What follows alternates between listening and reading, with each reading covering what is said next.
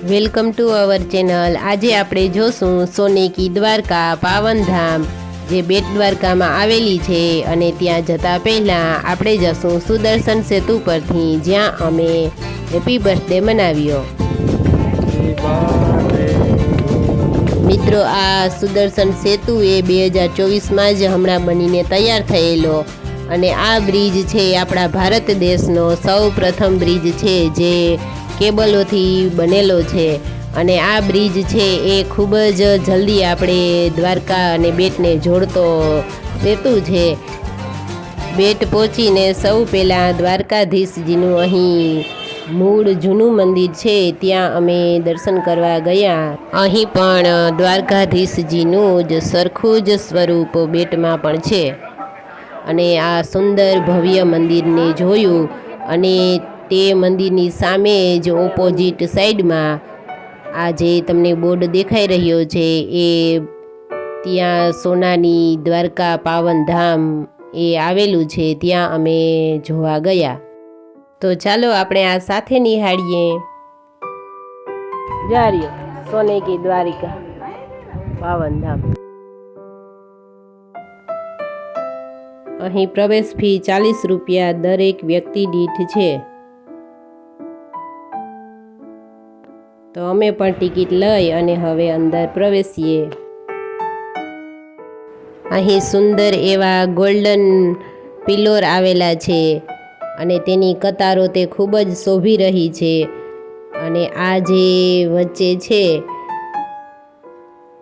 તેમાં વધારે પડતા શ્રી કૃષ્ણ ભગવાનના જીવનને અનુલક્ષીને જ બધા પ્રસંગો છે એ રાખેલા છે। તે સિવાય પણ ઘણું બધું છે જે આપણે જોઈએ। શ્રી કૃષ્ણ ભગવાનનો જેલમાં જન્મ થયો હતો તે પ્રસંગ દર્શાવતું અહીં રાખેલું છે।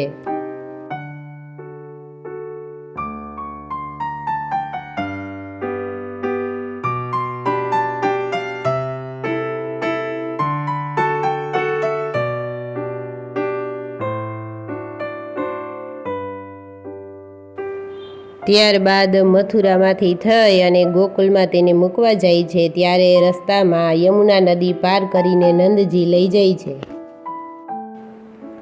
ગોકુલમાં પાલનામાં રમતા શ્રી કૃષ્ણ ભગવાન।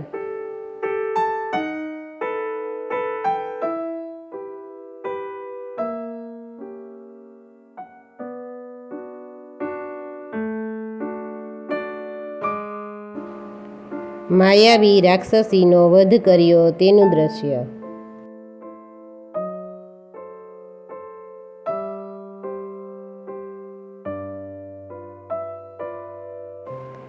બાલ ગોપાલ તેના મિત્રો સાથે કેવા સરસ મજાના રમી રહ્યા છે અને ગોકુળમાં આનંદ માણી રહ્યા છે તેનું દ્રશ્ય, જેમાં ગાયો ચરાવવા જવી અને ગાયોનું ખૂબ મહત્ત્વ ત્યારથીને છે હિન્દુ ધર્મમાં એ પણ જોવા મળે છે।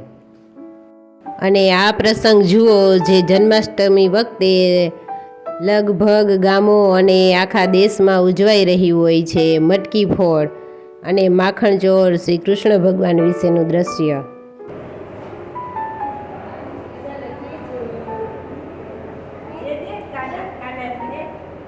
અને આ જુઓ હાથી સિંહાસન।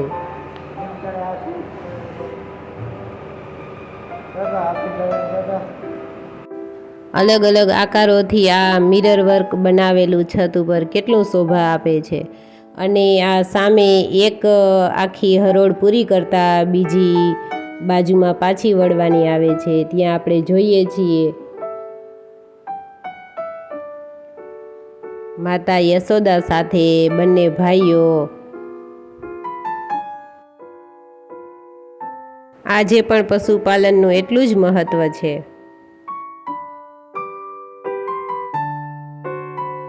આ દ્રશ્ય રાક્ષસી પક્ષીનો વધ કરવાનું છે અને આ જુઓ શ્રી કૃષ્ણ ભગવાન ગોપીઓ સાથે રાસ રમે છે ગોકુળમાં। યમુના નદીમાં સ્નાન કરતી ગોપીઓના વસ્ત્રો આ ઝાડ ઉપર ટીંગાઈ રહ્યા છે અને શ્રી કૃષ્ણ ભગવાન જુઓ કેવી મસ્તી કરે છે ગોપીઓ સાથે, તેનું આ સુંદર દ્રશ્ય છે.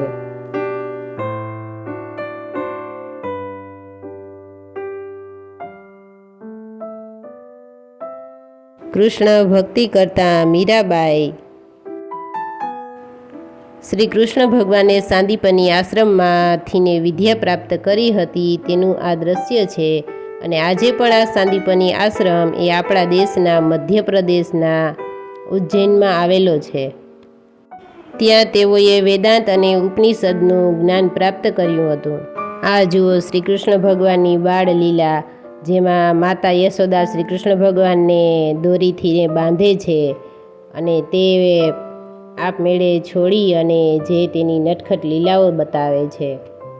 આવું તો ઘણું બધું આ ગલિયારોમાંથીને આપણે જોવા મળશે. જુઓ જરા કેટલું બધું છે. આ ભીત ચિત્ર અને આભલા વર્ક કેવું સરસ મજાનું સુંદર છે.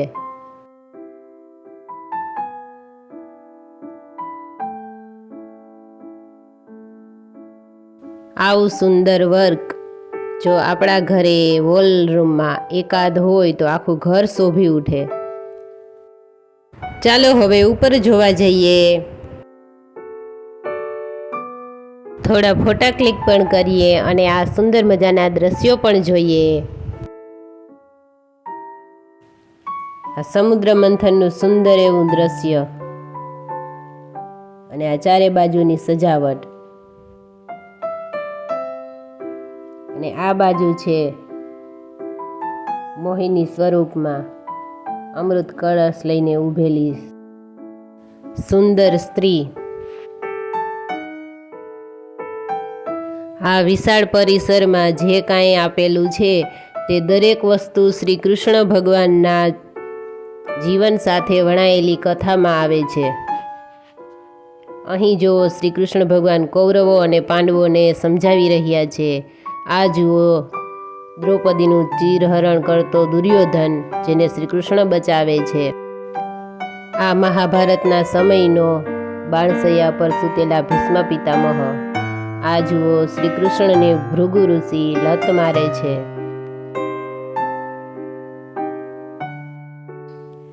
આ જુઓ વામનના રૂપમાં બલિરાજા પાસે આગમનનું દ્રશ્ય. દ્વારકામાં ભક્તોનું સ્વાગત કરતા શ્રી કૃષ્ણ.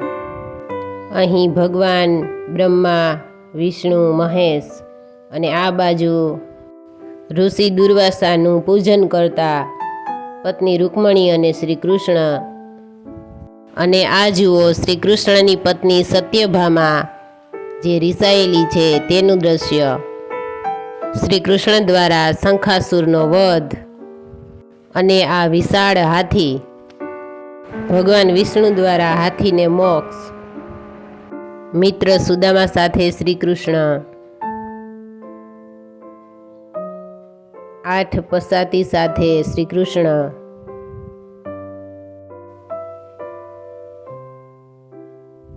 અને આ બ્રહ્મા, વિષ્ણુ અને મહેશ ત્રિદેવ દર્શન એક સાથે જ.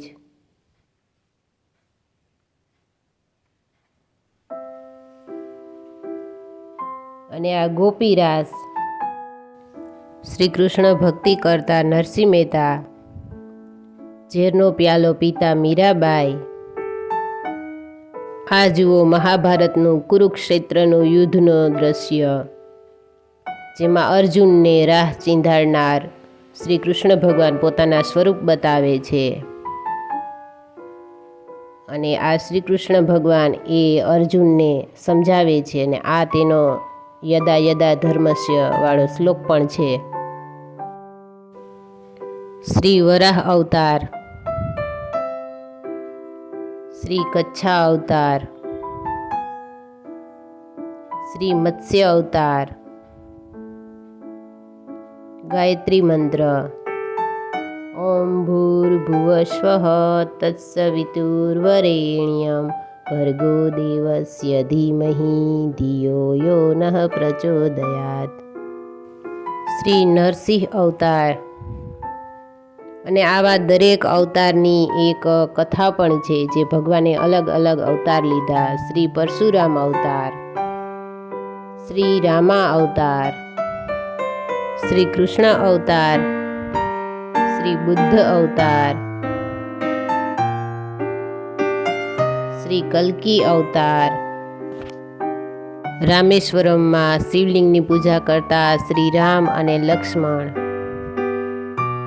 કેટલું સુંદર દ્રશ્ય છે.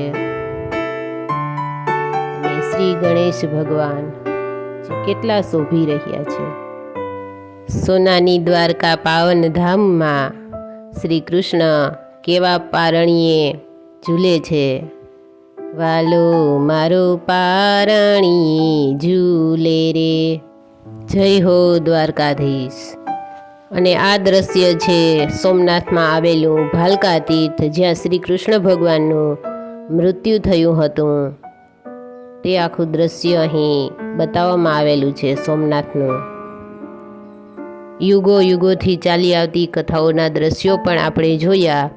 અને આ જુઓ, પિલોરમાં રાધા કૃષ્ણના રાસના કેટલા સુંદર કોતરણી કામ છે. જય હો દ્વારકાધીશ. તો આ સોનાની દ્વારકા પાવનધામના દર્શન કર્યા. મિત્રો, તમને આ વિડીયો પસંદ આવ્યો હોય તો લાઈક, શેર, કોમેન્ટ જરૂરથી કરજો. તમે અહીં બેટ આવો તો પુલ પાર કરતાં જ પહેલાં એક પાર્કિંગ આવશે. ત્યાં તમારી પાસેથી પાર્કિંગના રૂપિયા પણ લેવામાં આવશે. અને જો તમે વીઆઈપી છો તો આવી રીતે તમને અહીં કાર પાર્ક કરવા આપશે. અહીં મંદિર ખૂબ જ નજીક થાય છે, ચાલીને જઈ શકાય છે, રિક્ષા પણ નહીં કરવી પડે. પરંતુ જો તમે પુલ પાર કરતાં જ તમારું વાહન ત્યાં પાર્ક કર્યું હશે તો રિક્ષા કરીને મંદિર સુધી જવું જોઈશે. ફરી આપણે સુદર્શન સેતુ પાર કરી અને દ્વારકા તરફ જઈએ ત્યારે આ મીઠાપુરના દરિયામાં આ બોટ તમને ખૂબ જ સરસ દેખાશે, જે એક સાથે થોકબંધ ઊભેલી હોય છે. અને આ વચ્ચે મીઠાપુરનું ટાટા નમકનું ફેક્ટરી છે એ પણ જોવા મળશે. અને ત્યાંથી ને અમે પછી રૂકમણી દેવીજીના દર્શન કર્યા અને શ્રી કૃષ્ણ ભગવાનના દ્વારકામાં દર્શન કર્યા.